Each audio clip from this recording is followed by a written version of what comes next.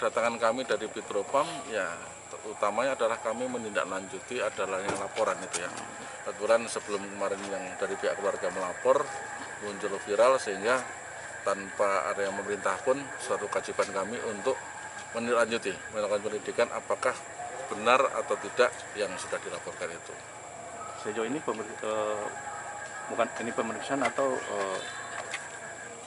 pertanyaan awalnya apa dan kalau untuk sementara ini ya kami masih dalami. Intinya bahwa Propam dalam ini perintah Pak Kapolri melalui Pak Kapolda dan ke saya, kita tindak tegas. Kalau nanti terbukti kita proses tuntas, baik itu pidana maupun kode etiknya.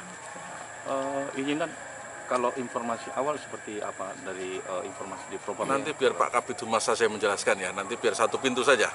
Ya, kemudian data kami lempar ke Pak Kabid Humas. Intinya bahwa Propam sudah mendalami. Begitu juga kami dari tadi gabung juga dari Krimum. Krimum pun juga sudah mendalami. Kita secepatnya akan diproses. Gitu. Yang dimaksud ini dari pihak korban itu memang dari ini kesatuan apa dan pangkatnya apa dan ya? Salah satu oknum di Ditpol Air ya karena sudah viral ini. Salah satu oknum di Ditpol Air dengan pangkat AKBP dan inisialnya M. Bang, apakah sudah ada laporan terkait korban masuk ke Kalau untuk laporan dari keluarga, setelah kami jemput bola, yang bersangkutan sudah melaporkan secara resmi ke Propam. Sebenarnya meskipun belum nggak lapor ke Yanduan, tapi dengan temuan kami buatkan laporan di model A. Oh, model A. Nanti kalau dari lawyernya untuk pidananya rencana dari pihak keluarga akan melaporkan secara pidananya besok.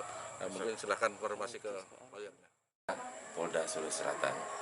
Nah, tentunya kami berharap agar kasus ini menjadi atensi karena bagaimanapun juga apapun alasannya kasus ini harus ditindaklanjuti baik secara kode etik maupun secara pidana.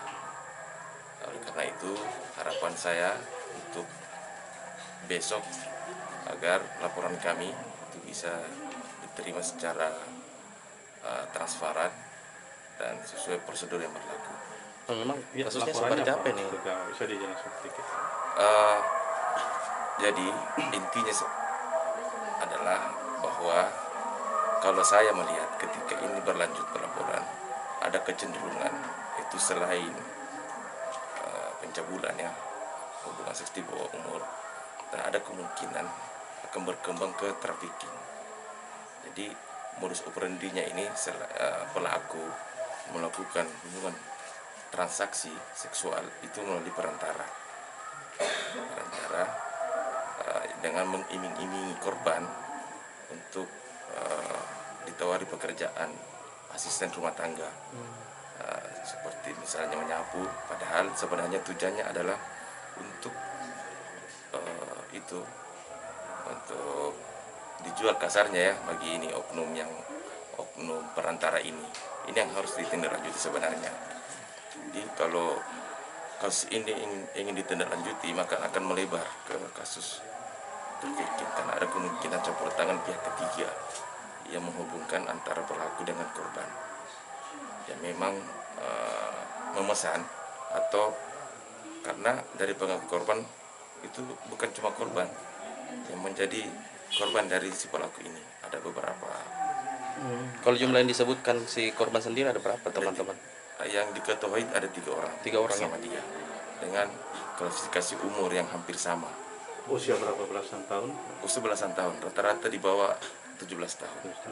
Ya, itu peristiwanya awal tanggal berapa? Bulan berapa? Tahun berapa?